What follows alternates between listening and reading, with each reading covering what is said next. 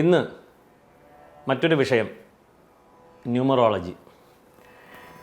ഇതിലേക്ക് സംശയമാണ്, ആരെയും വേദനിപ്പിക്കുവാനുള്ള ഒരു പരിപാടിയല്ല, ഒരു ചിന്തയാണ്.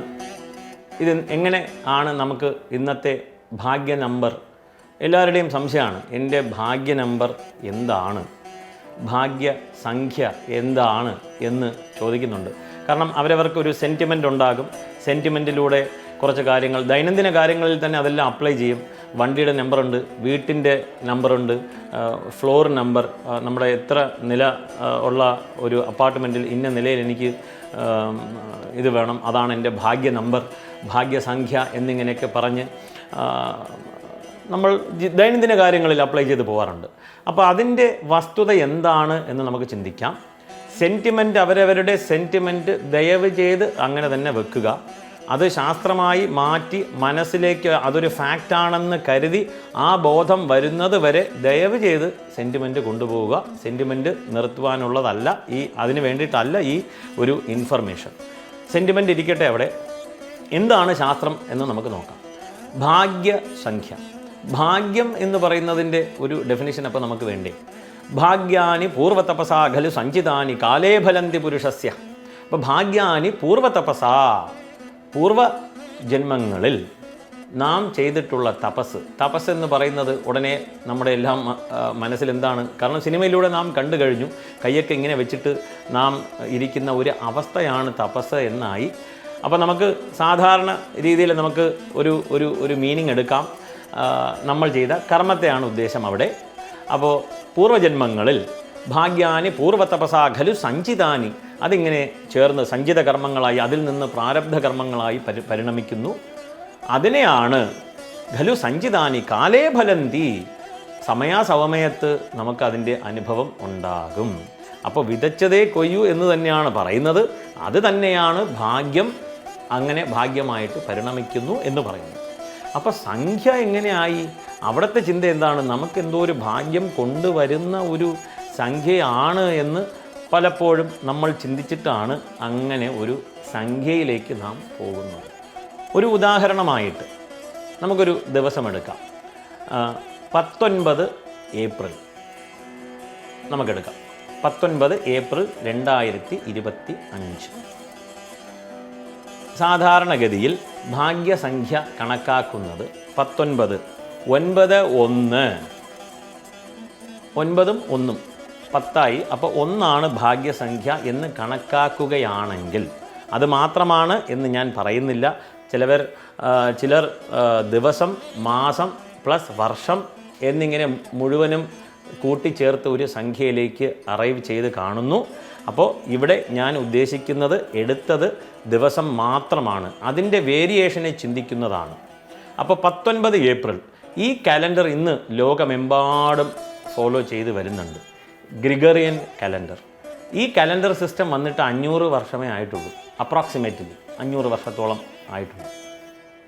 ഇതിനു മുമ്പ് ഉണ്ടായിരുന്ന രാജാവ്, ജൂലിയൻ രാജാവ്, അദ്ദേഹം നടപ്പിലാക്കിയ കലണ്ടറിൻ്റെ ഒരു റിവൈസ്ഡ് വേർഷനാണ് ഗ്രിഗറിയൻ കലണ്ടർ.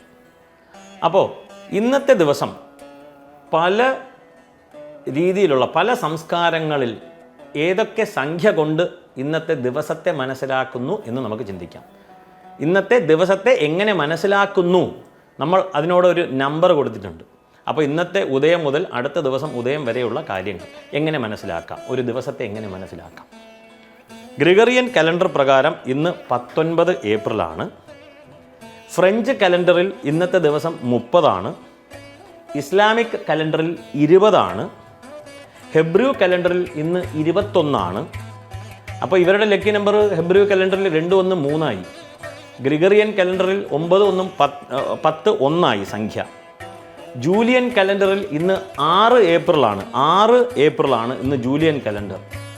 നോക്കുക, പേർഷ്യൻ കലണ്ടറിൽ 31ആണ് ഇന്നത്തെ ദിവസം. ചൈനീസ് കലണ്ടറിൽ ഇന്ന് സൈക്കിൾ 78 എന്ന് വിശേഷിപ്പിക്കുന്നു. അതെല്ലാം കഴിഞ്ഞിട്ട് നമ്മുടെ മലയാളം കൊല്ലവർഷം ഇന്ന്, അതായത് 19 ഏപ്രിൽ നോക്കുകയാണെങ്കിൽ 1200ാമത് കൊല്ലവർഷം മേടമാസം 6-ാം തീയതിയാണ്. അപ്പോൾ മലയാളിയാണെങ്കിൽ ഭാഗ്യ നമ്പർ 6 മാറുമോ എന്നുള്ളൊരു സംശയമുണ്ട്. ഇംഗ്ലീഷ് നോക്കുകയാണെങ്കിൽ 1 9 10 1 സംഖ്യയായി. ഇനി നമ്മളെല്ലാം ഇന്ത്യക്കാരാണല്ലോ. ഇന്ത്യ ശക വർഷം എന്താണ്? ഈ കറസ്പോണ്ടിങ് ഡേറ്റ് നോക്കിക്കഴിഞ്ഞാൽ 29 ചൈത്രം 1947 ഇന്ത്യൻ കാലണ്ടർ പ്രകാരം ഇന്നത്തെ ദിവസം. അപ്പോൾ ഇന്നത്തെ ദിവസത്തെ പഞ്ചാംഗം മാറുന്നില്ല. സൂര്യൻ ചന്ദ്രൻ എന്താണോ കാണിക്കുന്നത് അത് മാറുന്നില്ല. പക്ഷേ ഈ സംഖ്യകളെല്ലാം തന്നെ ഓരോ സംസ്കാരം അതിനനുസരിച്ച് ഒരു കാലണ്ടർ സിസ്റ്റം ഉണ്ടാക്കി മുന്നോട്ട് പോകുകയാണ്. അപ്പോൾ ഈ സംഖ്യ, ഭാഗ്യസംഖ്യ യുണീക്ക് ആവണം. എന്നാൽ യുണീക്ക് എന്ന് പറഞ്ഞാൽ എല്ലാവർക്കും, എല്ലാ സംസ്കാരത്തിലും ഇന്ന് ജനിച്ചവർക്കെല്ലാം തന്നെ ഒരു നമ്പർ ആവണം. അത് ശാസ്ത്രമാണെങ്കിൽ ഇന്ന് ജനിച്ചവർക്ക് ഭാഗ്യസംഖ്യ 19 ആവണമെങ്കിൽ അത് ഹിന്ദു ആയാലും മുസ്ലിം ആയാലും ക്രിസ്ത്യൻ ആയാലും ബുദ്ധിസ്റ്റ് ആയാലും പാർസി ആയാലും ഗ്രീക്ക് ആയാലും ഒരേ നമ്പർ ആവണ്ടേ എന്നുള്ള ഒരു ചിന്ത. ബാക്കി നിങ്ങൾ ചിന്തിക്കുക, ഇതിനെ നമ്മൾ എങ്ങനെ കാണണം എന്നുള്ളത്. ഈ ഒരു വസ്തുതയോടുകൂടി ഈ സംഖ്യ ഭാഗ്യസംഖ്യ ഉണ്ടോ, അതിനെ എവിടെയെല്ലാം അപ്ലൈ ചെയ്യണം, അതെങ്ങനെയാണ്, അത് ശരിയാകുമോ ഇല്ലയോ, ഇല്ലെങ്കിൽ അത് സെൻറ്റിമെൻ്റാണ്, ഞാൻ സെൻറ്റിമെൻറ്റ് കൊണ്ടുപോവുകയാണ്, എനിക്ക് 7 എന്ന സംഖ്യയോട് ഭയങ്കര താല്പര്യം, സന്തോഷമായിട്ട് കൊണ്ടുപോയിക്കോളൂ. പക്ഷെ അതിനെ 7 ശാസ്ത്രം എന്ന് പറയാതിരുന്നാൽ മാത്രം മതി. ഇതെൻ്റെ സെൻറ്റിമെൻ്റാണ്. അവരവർക്ക് അവരവരുടെ സെൻറ്റിമെൻ്റ് ഉണ്ട്, ഒരിക്കലും അത് മാറ്റാൻ പറയുന്നില്ല. അത് നല്ലതിന് ഉപയോഗിച്ച് ഇല്ലെങ്കിൽ നല്ലതിന് വേണ്ടിയാകുന്ന പക്ഷം അത് മാറ്റേണ്ട കാര്യമേ ഇല്ല. നല്ലത് എന്തായാലും നമുക്ക് മനുഷ്യ വർഗത്തിന് നല്ലത് നന്മ ചെയ്യുന്നുണ്ടെങ്കിൽ അതിനെ മാറ്റേണ്ട ഒരു കാര്യമില്ല. അപ്പോൾ സംഖ്യാശാസ്ത്രം ഇനി നാം അഭിമുഖീകരിക്കുമ്പോൾ ഏത് കലണ്ടറാണ് എന്താണ് എന്ന് ഒരു പിടിയുമില്ല. ജ്യോതിശാസ്ത്രം ഈ ഒരു സംഖ്യാ വിഷയത്തെ എങ്ങനെ കാണുന്നു എന്ന് നമുക്ക് നോക്കാം. ജ്യോതിശാസ്ത്രത്തിൽ നാം ചിന്തിക്കുമ്പോൾ ഇന്നൊരു കുട്ടി ജനിക്കുകയാണ് 19 ഏപ്രിൽ. അതേ എക്സാമ്പിൾ തന്നെ നമുക്കെടുക്കാം. ആ ദിവസം 19 ഏപ്രിൽ രാവിലെ 7 മണിക്ക് തിരുവനന്തപുരത്ത് ഒരു കുട്ടി ജനിക്കുകയാണ്. ഹിന്ദു ആയിക്കോട്ടെ, മുസ്ലിം ആയിക്കോട്ടെ, ക്രിസ്ത്യൻ ആയിക്കോട്ടെ, ബുദ്ധിസ്റ്റ് ആയിക്കോട്ടെ, ഇനി ജൈൻ ആയിക്കോട്ടെ, ആര് തന്നെ ആയിക്കോട്ടെ.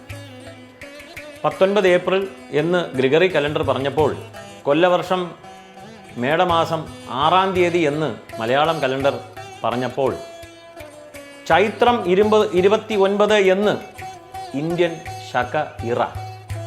ശകവർഷം പറഞ്ഞപ്പോൾ ഇത്രയും തീയതി വ്യത്യാസം വന്നു. 19, 6, 29 എന്നൊക്കെ വ്യത്യാസം വന്നപ്പോൾ ജ്യോതിശാസ്ത്രം പറഞ്ഞു മൂലം നക്ഷത്രമാണ് എന്ന് പറഞ്ഞു. മേടമാസത്തിലെ മൂലം നക്ഷത്രമാണ്.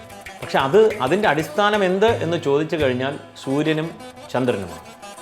സൂര്യനെ അപേക്ഷിച്ച് മാസങ്ങൾ, ചന്ദ്രനെ അപേക്ഷിച്ച് നക്ഷത്രങ്ങൾ. അപ്പോൾ ഏത് കുട്ടി ജനിച്ചാലും അത് യുണീക്കായിരിക്കും. 20-ാം തീയതി എടുത്തോളൂ, 20-ാം തീയതിയാണ്, 20 ഏപ്രിലാണ് എന്നുണ്ടെങ്കിൽ, രാവിലെ 7 മണിക്കാണ് എന്നുണ്ടെങ്കിൽ മേടമാസം 7-ാം തീയതി ആവും, ചൈത്രം 30 ആവും. അപ്പോൾ ന്യൂമറോളജി പ്രകാരം ഈ ഡേറ്റ് എല്ലാം തന്നെ മാറി വരും. പക്ഷെ നക്ഷത്രം 20-ാം തീയതി എടുക്കുമ്പോൾ പൂരാടം നക്ഷത്രമാവും. അപ്പോൾ ജ്യോതിശാസ്ത്രത്തിൽ തിഥി വാര നക്ഷത്ര കരണാനി യോഗം, ഈ പഞ്ചാംഗം കൊണ്ടാണ് ഒരു ദിവസത്തെ, ഒരു സമയത്തെ, പർട്ടിക്കുലർ ഒരു സമയത്തെക്കുറിച്ച് നാം ചിന്തിക്കുന്നത്. അത് യുണീക്കായിരിക്കും. ഒരു സ്ഥലത്ത് ഒരു സമയത്ത് ആ നക്ഷത്രം, തിഥി, കരണം, യോഗം, വാരം മുതലായവ കൊണ്ട് നാം ഒരു സമയത്തെക്കുറിച്ച് പഠിക്കാൻ, മനസ്സിലാക്കുവാൻ വേണ്ടി ഉപയോഗിക്കുന്നു. അത് മാറത്തില്ല. എന്തുകൊണ്ടെന്നാൽ അതിൻ്റെ അടിസ്ഥാനം സൂര്യനാണ്, ചന്ദ്രനാണ്. അവരുടെ മൂവ്മെൻറ്റിനനുസരിച്ച് എഗെയിൻ ഇനി സൂര്യൻ മൂവ് ചെയ്യുന്നില്ല എന്നൊക്കെ പറഞ്ഞ് ദയവ് ചെയ്ത് ഇനി അടുത്ത ഒരു കമൻ്റ് ഇടരുത്. അതൊരു ആപേക്ഷികമാണ്, റിലേറ്റീവ് മോഷനാണ്, അപ്പാരൻറ്റ് മോഷൻ എന്നൊക്കെ പറയും. ഇതൊക്കെ ചിന്തിച്ചിട്ട് തന്നെയാണ് ഋഷികളെല്ലാം എഴുതിയിട്ടുള്ളത്. അപ്പോൾ നമ്മൾ ഒരു ശാസ്ത്രത്തെ എന്തായാലും വിമർശനം വേണം, ചോദ്യങ്ങൾ ഒരുപാട് വരണം, എന്നാലേ നമ്മൾ പഠിക്കുകയുള്ളൂ, എന്നാലേ ഞാനും പഠിക്കുകയുള്ളൂ. നമസ്കാരം.